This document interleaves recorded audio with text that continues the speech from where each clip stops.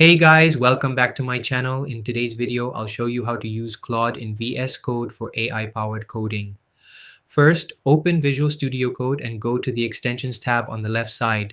In the search bar, type Claude and look for Claude Code for VS Code by Anthropic. Click on it and hit Install. If a prompt appears asking to trust the publisher, just click Trust Publisher and continue. Once installed, you'll see a new Claude icon at the top right corner of VS Code. Click on it to open the login window. Now you'll need to sign in. The easiest option is to use a Claude subscription, but keep in mind you'll need a Claude Pro plan. Alternatively, you can sign in using the Anthropic console and pay for API usage instead.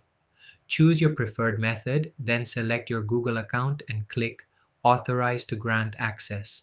After signing in, you're all set. You can now use Claude directly inside VS Code to write code, generate ideas, debug errors, and speed up your workflow. And that's it. You're ready to boost your coding with AI.